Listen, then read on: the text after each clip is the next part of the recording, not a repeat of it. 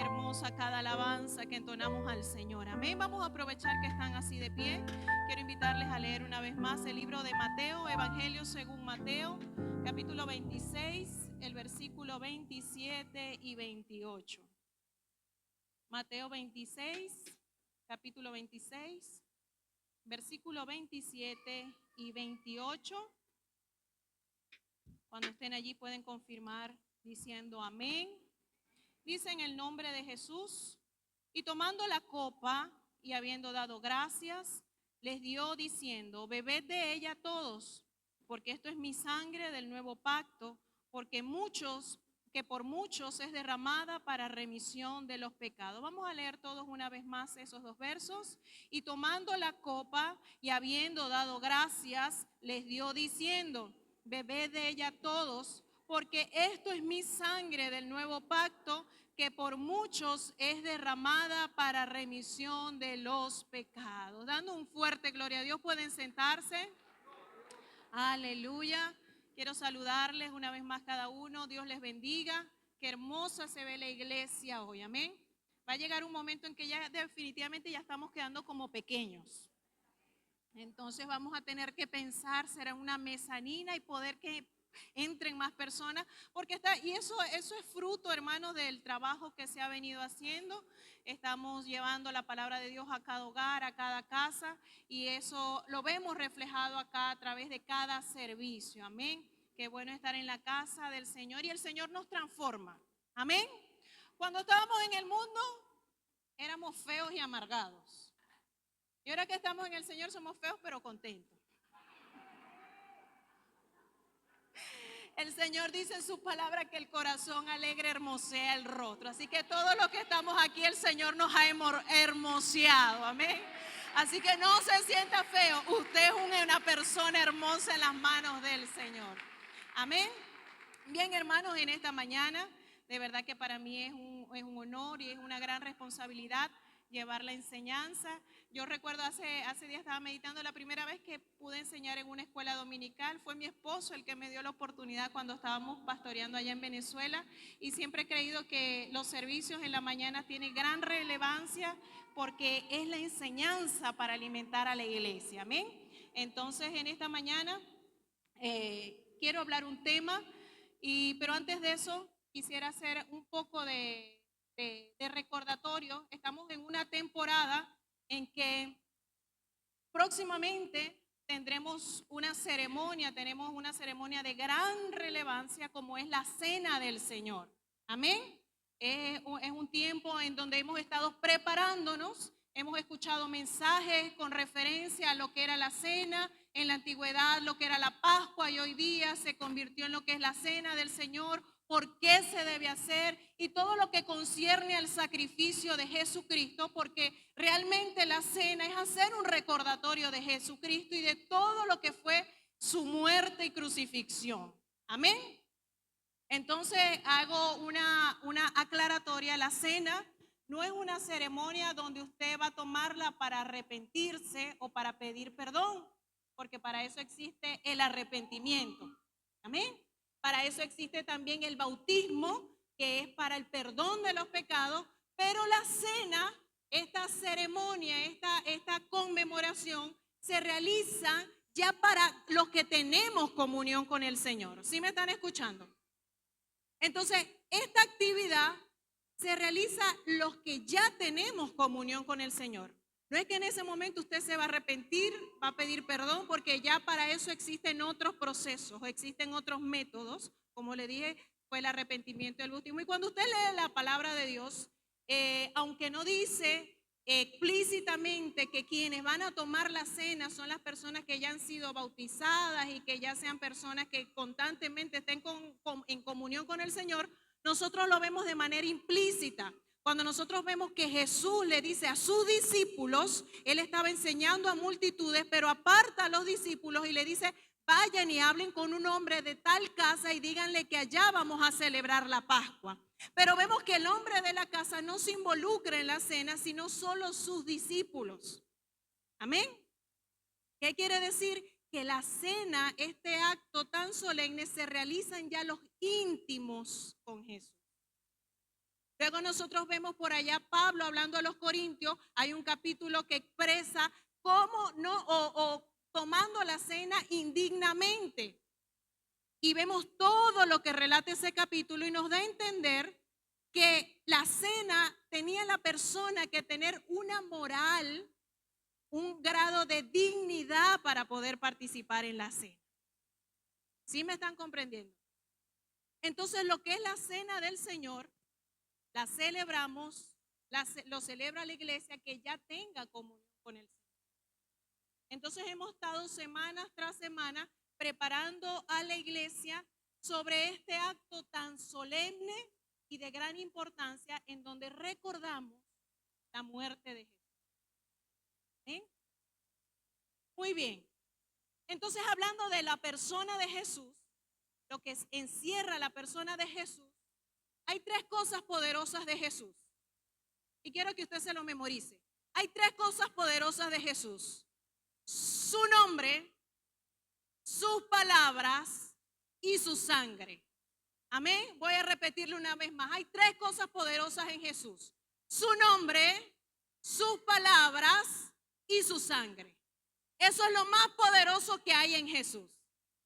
Y en esta mañana he tomado uno de los elementos de la cena y de las cosas que son poderosas de Jesús, como es su sangre. Y yo quiero hablar en esta mañana: hay poder en la sangre. Diga conmigo: hay poder en la sangre. Amén. Pero antes, me gustaría un poco hacer referencia a lo que es la sangre. Me gusta mucho cuando son temas en que uno investiga un poquito.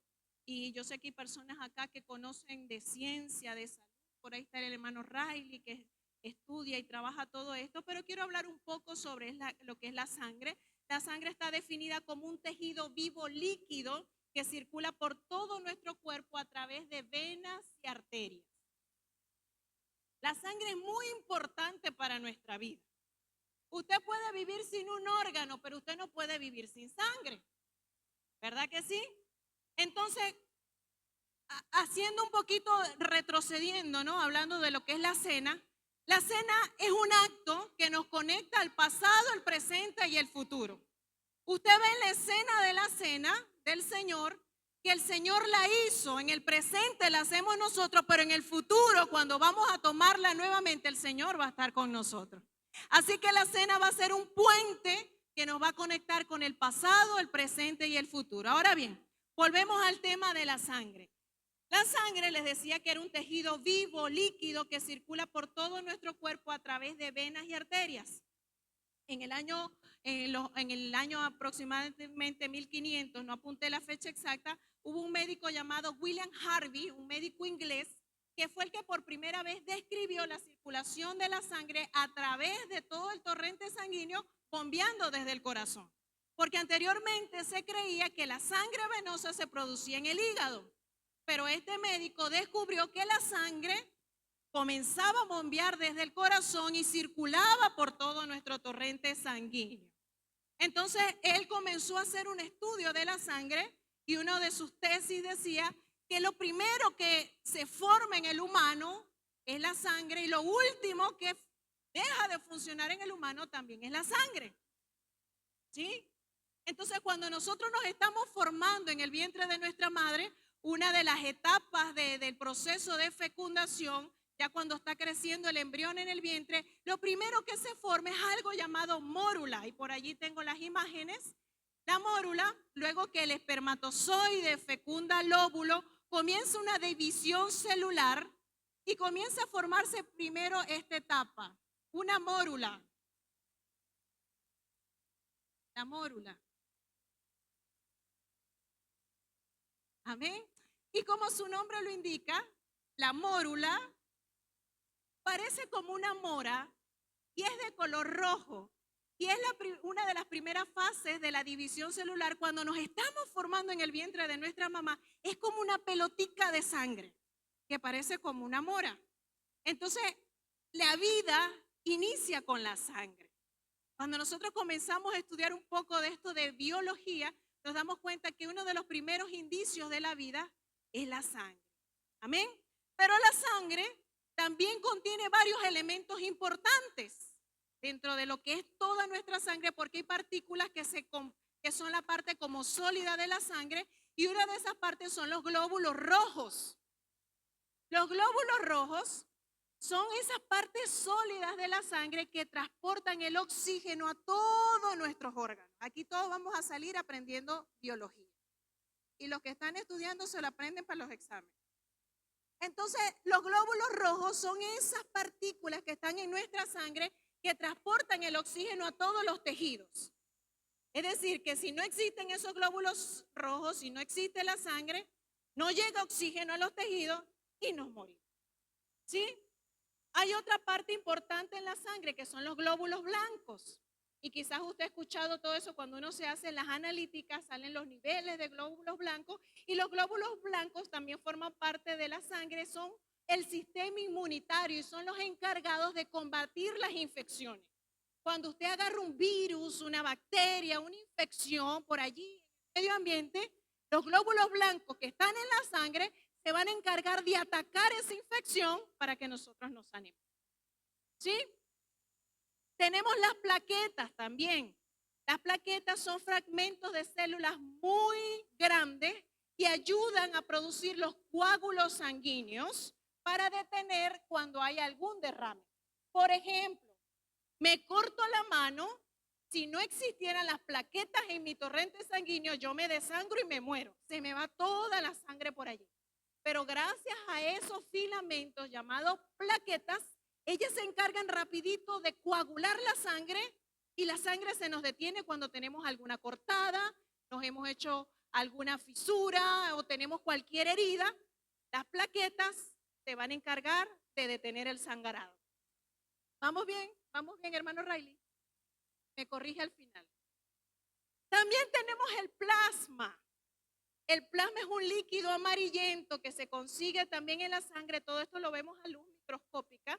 Pero el plasma transporta todo lo que son las proteínas, los nutrientes y las hormonas. Es decir, que cuando usted come algo, quien se encarga de llevar todos los nutrientes y las proteínas está en la sangre, pero está esa parte llamada plasma. Entonces vemos que la sangre, cuando usted se pone a detallar y a ver la importancia de la sangre, nos damos cuenta que la sangre es como un ejército líquido que tenemos nosotros. Si usted no tuviera sangre, sencillamente no tuviéramos vida. Porque la sangre, vida. ¿Sí? Además de eso, nuestra sangre representa el 7% de nuestro peso corporal. Es decir, que si usted pesa 80 kilos, tiene 5.6 litros o kilos de sangre. Representa el 7% del peso corporal. Además, la sangre necesita correr por todo nuestro torrente sanguíneo. La sangre dura de 20 a 30 segundos de dar todo el recorrido a nuestro cuerpo. Desde que es bombeada al corazón, dura 20 a 30 segundos para recorrer el cuerpo y regresar otra vez al corazón. Y yo creo que a todos nos ha pasado en alguna vez cuando usted dura un rato en una sola posición o sentado así que se le comienza a hormiguear esa parte y uno dice, se me durmió la pierna, y uno empieza a hacer así para que se le despierte la pierna, o está acostado y después cuando uno se va a parar, ¡ay! El brazo me quedó tieso. Eso no es otra cosa que la sangre dejó de recorrerle esa parte y esa parte está anunciando que se está muriendo porque la sangre no estaba corriendo por esa parte. Amén. También existen 8 tipos u 8 grupos sanguíneos, como lo son el O positivo, O negativo, A positivo, A negativo, el B positivo, B negativo y AB positivo y negativo. Además de todo este grupo sanguíneo, entre ese grupo, algunos se pueden donar entre sí, pero hay un solo grupo que puede donarle a todos, pero solamente le puede donar a él el que es el mismo de él. ¿Se han escuchado también eso? ¿Verdad? Todos son muy inteligentes. Entonces, conociendo todas estas cosas importantes de lo que es la sangre, que necesitamos la sangre para vivir, que necesitamos la sangre para mantenernos con vida, ahora la Biblia también le da importancia a la sangre. Es más, la Biblia es un libro lleno de sangre. Suena raro, pero usted lee desde el Génesis y hasta el Apocalipsis y en toda la Biblia va a conseguir sangre. Solamente en Levíticos está 85 veces la palabra sangre. Para que usted tenga una idea, de aunque que suene un poco grotesco, la Biblia es un libro que le da importancia a la sangre. Entonces, ¿cuándo comenzó todo esto? Cuando nosotros leemos el libro de Génesis, el capítulo 3 y 21, antes de eso, el Señor forma al hombre. Y su nombre, el nombre del hombre que formó, ¿cómo se llamaba? Adán. Y cuando estudiamos el origen de la palabra Adán, Adán es una palabra hebrea compuesta de dos palabras. Dam significa sangre y Adama significa tierra. Es decir, cuando usted lee la Biblia, usted ve que el hombre es formado de la tierra y Dios sopló aliento de vida y no es otra cosa que le puso sangre. Por eso Adán es un hombre formado de tierra y sangre. Amén. Pero el primer sacrificio que nosotros vemos en la palabra de Dios está relatado en el libro de Génesis capítulo 3 a partir del verso 21. Dice la palabra de Dios que cuando el hombre pecó, dice la Biblia que fueron abiertos sus ojos y vieron que estaban desnudos, dice la Biblia. Empezaron a saber, a conocer lo que era lo bueno y lo malo, el bien y el mal. Amén. Y en ese momento, dice la Biblia que el Señor trajo unas túnicas de piel y los vistió.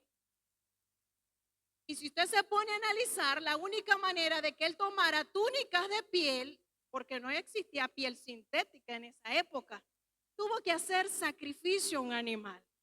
Tuvo que matar a un animal. Y ahí vemos el primer caso donde la Biblia relata que se necesitó un animal para tapar. Por eso la palabra expiación significa tapar o cubrir. Porque la primera vez que se utilizó algo o se sacrificó un animal fue para tapar la desnudez del hombre. ¿Vamos bien allí? Ahora, la próxima vez que usted va a ver en la palabra de Dios, cuando habla de sacrificio, vemos la ofrenda de Caín y Abel. Y dice la Biblia que Caín trajo el fruto de la tierra, pero Abel sacrificó de sus primogénitos y lo trajo en holocausto. Y dice la Biblia que el Señor vio con agrado la ofrenda de Abel. En otras palabras, parece que en la historia, en algún momento de la historia, Dios tuvo que haberle dicho a ellos que para que a él le agradara una ofrenda necesitaba haber sangre. Porque a Caín representa el fruto de la tierra, representa las obras. Y a Dios no le agrada que nosotros tengamos obras. Por eso por obras nosotros no somos salvos. Dios quiere sacrificio. Y el apóstol Pablo en otra oportunidad nos dice que somos sacrificios vivos, santo y agradable a Dios. Es decir, que Dios no se agrada de obras, sino de sacrificio. Por eso vemos que cuando Caín y Abel le dan la ofrenda, Dios miró, fue con agrado la ofrenda de Abel, porque hubo sangre, hubo un sacrificio. Pero hay un libro en la Biblia que es mucho más antiguo que el Génesis, porque la Biblia no está ordenada por orden cronológico, y es el libro de Job. Y Job no estaba en el periodo de la ley. Pero dice la Biblia que Job todas las mañanas ofrecía holocausto por el número de sus hijos, por si acaso alguno de ellos había pecado. Amén. ¿Qué quiere decir todo esto? Que desde la antigüedad Dios demandaba que hubiese sangre para tapar o cubrir pecados. Y uno lo ve a lo largo de la Biblia que ocurrían escenas similares. Eso está en Job 1:5 y dice que él se levantaba de mañana y ofrecía holocaustos por el número de sus hijos. Por si sus hijos habían pecado, esos pecados fueran tapados con sangre. Amén. Luego seguimos viendo en el libro de Éxodo cuando el Señor demuestra su poder al pueblo de Egipto, lo hace con la primera plaga y convierte el río Nilo en sangre. Y la última plaga también fue la muerte de los primogénitos, pero la sangre era esa marca que hacía la excepción para que no pasara la muerte. ¿Cuántos le dan la gloria a Dios? ¿Y cuántos están entendiendo? Amén. Entonces en todo esto vemos que Dios de alguna forma demandó sangre. Y ahora nos vamos a Levítico 17:11, y aquí entramos en el periodo de la ley. Levíticos 17:11 dice, porque la vida de la carne en la sangre está, y yo las he dado para hacer expiación sobre el altar por vuestras almas, y la misma sangre hará expiación por la persona. Antes se creía que los animales fueron creados con el único propósito de utilizarlos para expiar o para utilizar su sangre para cubrir sus pecados. Y aquí en Levítico, en el periodo de la ley, el Señor nos los dice porque la vida de la carne en la sangre está, y yo se las he dado para hacer expiación sobre el altar. Él creó para hacer expiación sobre el altar por vuestras almas, y por la misma sangre era expiación por la persona. En otras palabras, Dios quería que la sangre de esos animales fuera el simbolismo para poder limpiar, quitar o cubrir. Era cubrir o tapar los pecados. Porque en el plano espiritual, siempre hay alguien que tiene que pagar. ¿Usted sabía eso? ¿Usted cree que a veces usted no paga las cosas? Usted las paga. Nosotros todo lo que hacemos lo pagamos. Por eso dice la Biblia que nadie se engaña, porque todo lo que el hombre siembra, eso también va a cosechar. Y en el plano espiritual, alguien tenía que pagar por los pecados. En el plano físico también funciona. Usted va a un supermercado y usted hizo una compra, el cajero vino y le dio un vuelto de más, y usted se va contento a su casa. Dios me bendiga, ay, me dio de más, me dio dinero de más. Pero resulta que cuando el cajero vaya a entregar cuentas y le aparezca que le falta dinero, él tiene que pagarlo. ¿Sí? Siempre alguien tiene que pagar las cosas. Y en el tiempo de la ley, cada vez que alguien pecaba, un animal era quien pagaba las consecuencias. Un animal era el que era sacrificado, y su sangre era rociada sobre el altar para que esa sangre cubriera el pecado. Porque esas fue las leyes o fue la ordenanza que el Señor había dado. ¿Ven? Y ahora, cada animal dependía del rango de la persona. Cada animal dependía del rango de la persona. Nos vamos a Levíticos capítulo 4. Levíticos capítulo 4, el versículo 3 dice, si el sacerdote ungido pecare según el pecado del pueblo, ofrecerá a Jehová por su pecado que habrá cometido un becerro sin defecto para expiación. Si era el sacerdote que pecaba, el animal para expiar o para sacrificar y su sangre fuera derramada era un becerro. Ahora en el versículo 13, allí mismo en Levítico capítulo 4, el verso 13 dice, si toda la congregación de Israel hubiera errado y el hierro estuviera oculto a los ojos del pueblo y hubieran hecho algo contra alguno de los mandamientos de Jehová en cosas que no se han de hacer y fueren culpables, luego que llegue a ser conocido el pecado que cometieren, la congregación ofrecerá si pecaba toda la congregación, si fallaban y mentían, si robaban, si hacían cualquier clase de cosas, cuando se conociera el pecado, para que ese pecado fuera tapado, tenían que buscar un becerro para expiar y lo traerán delante del tabernáculo de reunión. Ahora el versículo 22, allí mismo de Levítico, dice, cuando pecare un jefe e hiciere por yerro, es decir, por error, algo contra alguno de todos los mandamientos de Jehová su Dios sobre cosas que no se han de hacer y pecare, luego que conociere su pecado que cometió, presentará por su ofrenda un macho cabrío sin defecto. Ahora vemos que no era el sacerdote, no era el pueblo, era un jefe de familia, un jefe de tribu. Si él pecaba, entonces su pecado iba a estar cubierto por un macho cabrío. Ahora era otro animal. Ahora nos vamos al versículo 27. Dice, si alguna persona del pueblo pecare por yerro, haciendo algo contra alguno de los mandamientos de Jehová, en cosas que no se han de hacer y delinquiere, luego que conociere su pecado que cometió, traerá por su ofrenda una cabra sin defecto por su pecado que cometió. Entonces vemos a los animales. Esto era una persona cualquiera, una persona del pueblo. Tenía que traer una cabra. El sacerdote traía un becerro. Los jefes traían un macho cabrío. Incluso la Biblia relata que cuando las casas se llenaban de lepra, y la lepra era el reflejo o era el pecado que reflejaba esa casa, tenían que sacrificar avecillas, aves pequeñas. Decía 2 avecillas si la casa tenía lepra. ¿Sí?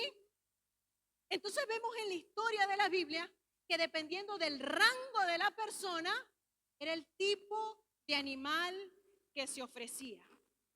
Eso anualmente, porque el sacrificio se hacía una sola vez al año, los pecados eran cubiertos una vez al año. Ese sacrificio era una mortandad gigante, porque no estamos hablando de una congregación pequeña, estamos hablando de miles de personas, y dependiendo de esa cantidad, era la cantidad de animales que se traían para expiar. ¿Ven? Porque en el mundo espiritual, la sangre tiene poder. Y estoy hablando de cualquier sangre, pero en el mundo espiritual la sangre tiene poder. Usted ve sacrificios de los brujos utilizan animales para hacer sacrificios en la actualidad. Nosotros vivíamos allá en Venezuela, la casa pastoral, la casa más cercana que teníamos era un brujo, y él lo veíamos pasar con chivitos, con animalitos, y uno, ay, los va a matar. Utilizan la sangre. Ellos hasta el sol de hoy saben que la sangre tiene un poder sobrenatural. Y el enemigo ha querido imitar que hay una sangre que realmente tiene un poder sobre todas las sangres. Es la sangre de Jesucristo. ¿Cuántos le dan la gloria a Dios? Mire, en la palabra de Dios nos relata una historia en el libro de Segunda de Reyes, capítulo 23, Segunda de Reyes 3, el versículo 26 y 27, pero lo voy a leer acá en la traducción de la lengua actual. Dice, cuando el rey de Moab vio que estaba perdiendo la batalla, se fue a atacar al rey de Edom. Para esto se llevó a 700 soldados armados con espada. Como no pudo vencerlo, llevó a su hijo mayor hasta el muro de la ciudad y allí lo mató y lo quemó como una ofrenda a su Dios. Ese hijo hubiera sido el rey después de él. Al ver esto, les dio tanto miedo a los israelitas que dejaron la ciudad y regresaron a su país. Este rey de Moab sabía que había un poder en la sangre. Y dice la Biblia que cuando él vio que se estaba perdiendo la batalla contra los israelitas, la única alternativa que consiguió fue tomar a su hijo primogénito que lo iba a suceder en el reinado y lo sacrificó, y de esa manera obtuvo la victoria de Israel. Y usted va a decir, pero hermana, pero es que no era el Dios, pero es que la sangre tiene poder. Y el enemigo utiliza brujos para utilizar estas cuestiones y hacer brujería, porque sabe que en la sangre hay un poder. Pero cuando usted y yo se nos es revelado el poder de la sangre de Cristo, esa sangre sí nos cubre. Esa sangre sí realmente tiene un poder más grande que todas esas sangres. Imagínese lo que usted puede hacer cuando usted sabe y conoce y usa la sangre de Cristo. Aleluya. Ahora esas sangres eran terrenales. Amén. Y en el momento de que todas estas personas hacían sacrificio, yo me imagino la cantidad de sangre que destilaba en todo el tabernáculo, en todo el lugar donde se hacían los sacrificios. Era mucha la sangre. Y anualmente tenían que volver y volver y volver a hacer sacrificios para volver a cubrir los pecados. Los pecados eran cubiertos por un año solamente. Un año era cubierto los pecados. Y el próximo año tenían que volver a hacer sacrificios. Y la sangre desbordaba. Anualmente eran miles y miles de litros de sangre. Amén. Pero dice la palabra de Dios, Dios hablando a través de la boca del profeta Isaías, Isaías capítulo 1, el versículo 11, Dice el Señor, ¿para qué me sirve, dice Jehová, la multitud de vuestros sacrificios? Hastiado estoy de holocausto, de carneros y de cebo de animales gordos. No quiero más sangre de bueyes, ni de ovejas, ni de machos cabríos. Llegó un punto en la historia que el Señor se hastió de la sangre. Llegó un punto en la historia que el pueblo se había acostumbrado tanto a pecar y ellos decían, el próximo año se me van a perdonar los pecados, el próximo año voy a cubrir mis pecados. Y constantemente el pueblo volvía a reincidir en el pecado porque sabía que anualmente la sangre se iba a ser usada para cubrirlo. Y llegó un punto en la historia en que el Señor dijo, ya yo estoy cansado de sangre, ya yo no quiero más sangre. Ya yo no quiero más sangre de machos cabríos, de corderos, de becerros. Ya yo no quiero más sangre. Y yo creo que en ese momento el pueblo dijo, ¿y ahora qué vamos a hacer? ¿Ahora qué va a pasar? ¿Quién va a cubrir nuestra sangre? Y había pasado el tiempo, había pasado más del año y los pecados como que se iban acumulando. Se iban acumulando y ahora el que pecó y necesitaba un becerro, ahora necesitaba 2, necesitaba 3, necesitaba 5. Y era tanto lo que se necesitaba que el pueblo se enfurecía porque ¿qué vamos a hacer si ya el Señor no quiere más sangre? ¿Quién los va a cubrir? Y yo creo que desde el cielo comenzó ese alarido y comenzaron ellos mismos a pensar, ¿verdad, Señor? ¿Ahora qué se va a hacer? ¿Ahora quién va a cubrir los pecados, Señor? Y yo no sé si Miguel y Gabriel se mirarían y dice, ¿qué vamos a hacer? No hay tantos animales. Se va a extinguir la raza de los animales porque se necesita mucho. Porque no pecó solamente el pueblo, pecaron jefes, pecaron sacerdotes, pecó mucha gente. Se necesitan muchos tipos de animales.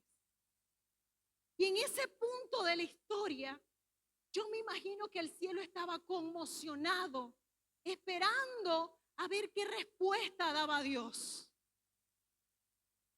El cielo decía, ¿qué vamos a hacer? ¿Quién va a cubrir los pecados? Gabriel, tú, ¿será que tú lo haces? No, yo no tengo sangre, Miguel. Y tú, no, yo tampoco tengo sangre, yo soy un ángel, yo no tengo sangre para hacer eso.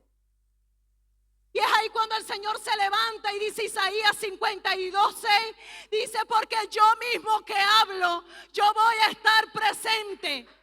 Este pueblo sabrá mi nombre, porque yo mismo que hablo, yo voy a estar presente. Pero escúchame algo, el cielo, cuando el Señor se levanta con poder y dice, yo me voy a sacrificar, el cielo todo se volteó. Señor, pero si tú eres espíritu. El Señor dijo, los ángeles dijeron, Señor, tú eres espíritu. Tú no puedes. Tú no tienes sangre. Y el Señor dijo, es que ustedes no me conocen. Es que ustedes no saben cuál es mi plan. Yo voy a ser manifestado en carne. Yo me voy a manifestar en carne. Por eso, mire, por eso Juan en el capítulo 1 dice, y el verbo fue hecho carne. Ese verbo del principio fue hecho carne y habitó entre nosotros y vimos su gloria como la gloria del unigénito. Por eso Pablo le dice allá al libro de Timoteo, dice que indiscutiblemente grande es el misterio de la piedad. Dios fue manifestado en carne. Ahora, yo no sé si usted lo está entendiendo, Dios fue manifestado en carne. Aleluya. Aleluya. Por eso Pablo llamó a Jesús el segundo Adán.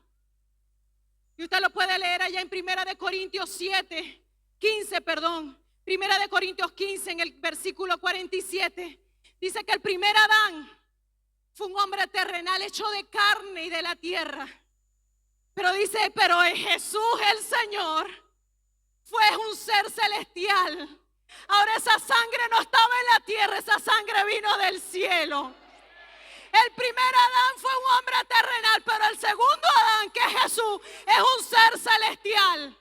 Aleluya, ahora tenemos la sangre que es sobre todas las sangres, que es la sangre de Jesucristo. Dale un aplauso al Señor. Aleluya. Aleluya. Ahora tenemos esa sangre que no es terrenal. Tenemos una sangre que es celestial. ¿Y se acuerdan lo que expliqué de las tipologías de sangre, no? Mire, dice la Biblia que todo lo que fue hecho, de todo lo que existe, es creado de lo que no se ve. Es decir, que todo lo que usted está viendo ahorita, esto ya existe. En el plano celestial existe. Existe un patrón igual. Y en los tipos de sangre hay una sangre que le puede dar a todos.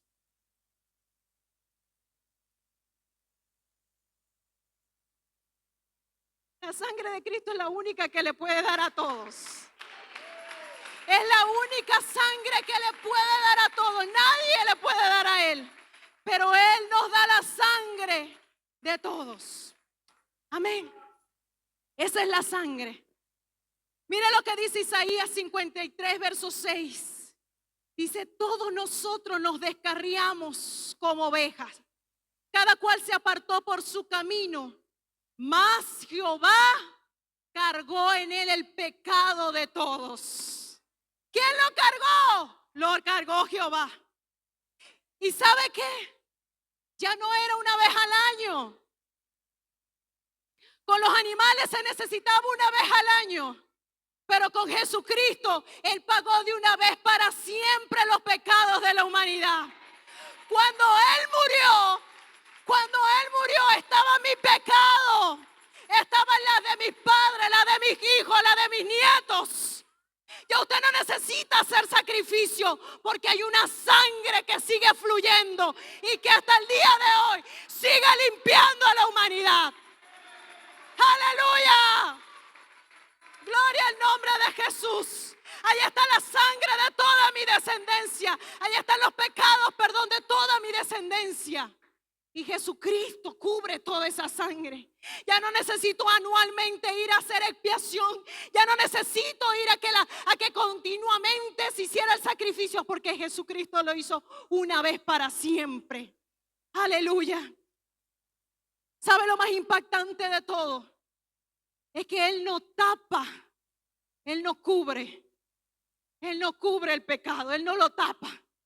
¿Y sabe quién entendió eso? Lo entendió Juan el Bautista. Cuando Juan el Bautista lo ve de lejos, dice, ¡hey! Ahí el Cordero de Dios que quita el pecado del mundo. Ya no lo cubre, ya no lo tapa, Él lo quita completamente.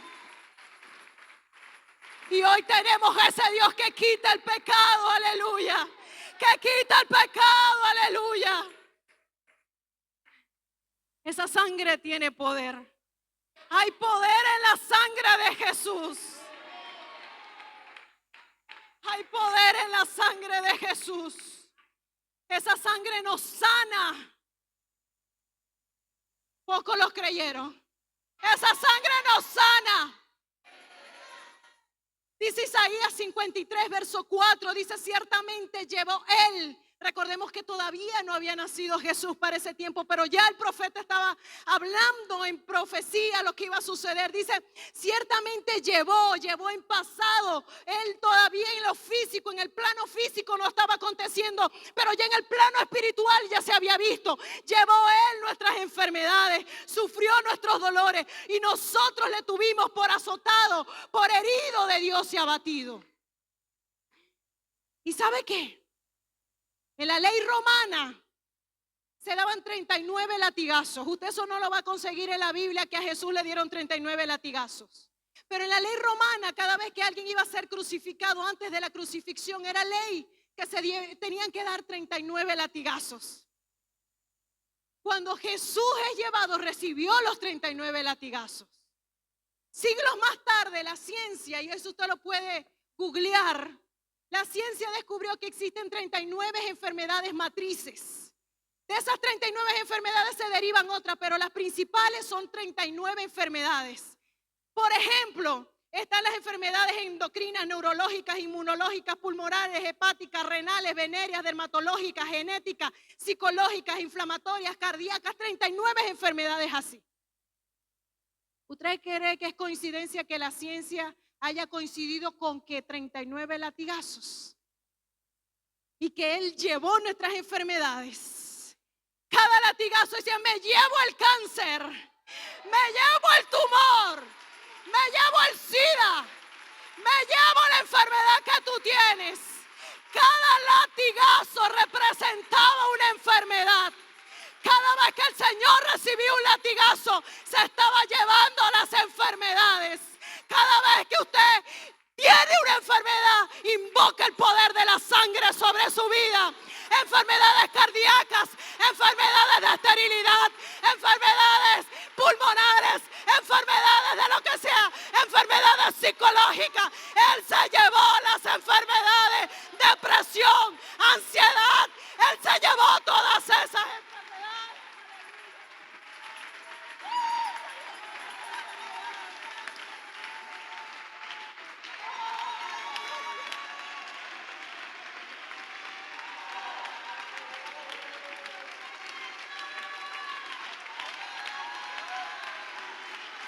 Hay poder en la sangre.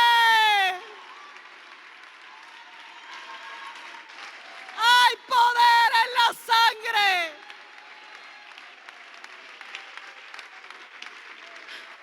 Hay poder en la sangre. Cada latigazo derramaba sangre. Y cada vez que él recibía un latigazo, esa sangre que brotaba de su cuerpo causaba un efecto en la eternidad de todos nosotros. Yo no sé si usted ha entendido el impacto de la sangre de Jesús, pero esa sangre sigue y sigue y sigue hasta el día de hoy. Aleluya. Esa sangre nos limpia, nos purifica. Apocalipsis 1:5 dice, y de Jesucristo el testigo fiel, el primogénito de los muertos y el soberano de los reyes de la tierra, al que nos amó y nos lavó de nuestros pecados con su sangre. Esa sangre sigue limpiándonos. Primera de Juan 1:7 dice, pero si andamos en luz como Él está en luz, tenemos comunión unos con otros. Y la sangre de Jesucristo, su Hijo, nos limpia de todo pecado. Esa sangre no solamente lo sanó, esa sangre te limpió, amigo. Esa sangre te limpió, hermano. Esa sangre me limpió a mí. Colosenses 2:14 dice, anulando el acta de los decretos que había contra nosotros, que nos era contraria, y quitándola de en medio y clavándola en la cruz. Ese sacrificio que hizo Jesús anuló el acta que había contra usted y contra mí. Usted sabe que usted tenía un acta. Usted sabe que usted tenía un acta contra usted. El enemigo, nuestro acusador, se acercaba al Señor y decía, mira lo que está haciendo Aileen. Aileen está pecando, Aileen está mintiendo, Aileen está codiciando, Aileen está robando, Aileen está haciendo tal cosa. Pero dice que a través de esa sangre quedó anulada esa acta. Dice, y la clavó en la cruz. Esa acta quedó anulada. Ya no hay nadie que me acuse, porque esa sangre hizo un efecto en la eternidad. ¡Aleluya! Ya no hay nadie que pueda decir lo que yo hice. Él anuló esa acta. Él anuló esa acta. Aleluya. Hebreos 9:12 dice, sino por su propia sangre entró una vez y para siempre el lugar santísimo, habiendo obtenido eterna redención. Él entró una sola vez y para siempre. Ya no era necesario el continuo sacrificio. Ya no era necesario año año tras año, una vez y para siempre, y nos dio eterna redención. Hoy usted y yo tenemos redención por su sangre. Esa sangre nos sana, esa sangre nos limpia, pero esa sangre también nos salva. Efesios 2:13 dice: pero ahora en Cristo Jesús,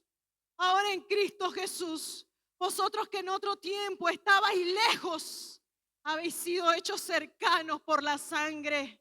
Los músicos, por favor, por la sangre de Cristo. Usted y yo no teníamos parte en el reino de los cielos. Usted y yo estamos en la última fila. Imagínese una fila. Usted y yo estábamos en la última fila. No teníamos oportunidad de llegar, de acceder. No teníamos la posibilidad por nuestra fuerza de alcanzar la salvación. Pero dice el apóstol Pablo en el libro de los Efesios que ahora en Cristo Jesús, usted y yo que estábamos lejos, hemos sido hechos cercanos por la sangre de Cristo. Es decir, el Señor derramó su sangre y le dijo: ven acá, Eileen, pasa. Ya no necesitas estar en la fila. Venga, pase por aquí, pase por aquí. Hoy tenemos entrada al reino de los cielos por su sangre, por su sangre. Hay poder en la sangre.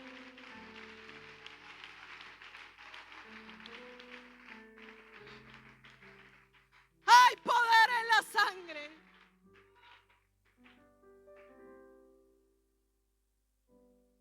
Yo aquí en esta hora estoy transmitiendo una información, pero usted necesita tener la revelación del poder de la sangre. Usted necesita saber la importancia y el poder que encierra la sangre de Cristo.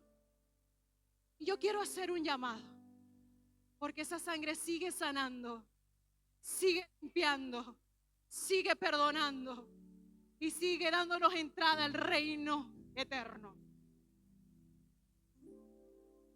¿Cómo aplico la sangre del Señor sobre mi vida? Dice la palabra de Dios que la vida y la muerte están en el poder de la boca, de la lengua. Yo quiero ver personas que quieran invocar la sangre de Jesús. Hoy esa sangre va a quitar enfermedades, depresión, problemas del corazón, problemas de los riñones, problemas psicológicos. Esa sangre sigue fluyendo para el perdón de pecados. Esa sangre sigue fluyendo. Espere un momento y quiero darle el último dato. Quiero darle un último dato.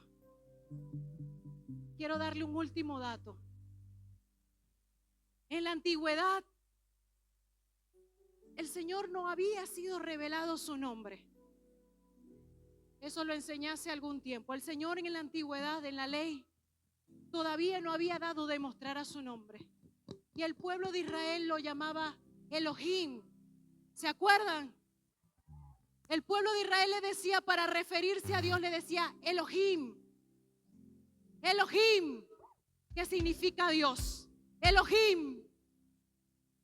Cuando usted analiza o estudia las letras del alfabeto hebreo, cada letra significa una palabra y se le da una explicación más amplia. Amén. La palabra Elohim está compuesta por la palabra Aleph, que significa poderoso. La palabra Lamed, la letra Lamed, que significa líder o pastor. La letra Hei, que significa contemplar o mirar. La palabra Yod, que significa mano. Y la palabra Mem, que significa sangre. Estaba diciendo que vendría un líder poderoso que tendría sangre en su mano. Le digo quién es. Se llama Jesús. Es Elohim del Antiguo Testamento. Es nuestro Rey de Reyes y Señor de Señores. Jesús. Y su sangre nos recuerda el sacrificio más grande de la historia. El sacrificio que de una vez por todas limpió la contaminación de nuestra carne. El sacrificio que al morir en la cruz se llevó mis enfermedades. El sacrificio que me dio eterna redención. Esa sangre sigue fluyendo, esa sangre sigue limpiando, esa sangre sigue activa en el día de hoy en esta iglesia. Es por eso que nosotros sobre nuestra vida invocamos el poder de la sangre. Iglesia, invoca el poder de la sangre sobre tu vida, sobre tu familia, sobre tus hijos, sobre tus hermanos. Aleluya. Hay poder en la sangre, hay poder en la sangre. En esta hora, en el nombre de Jesús. Yo reconozco el poder de tu sangre, mi Señor. Esa sangre que nos limpia, esa sangre que nos salva, esa sangre que nos sana, esa sangre que nos purifica. Activa el poder de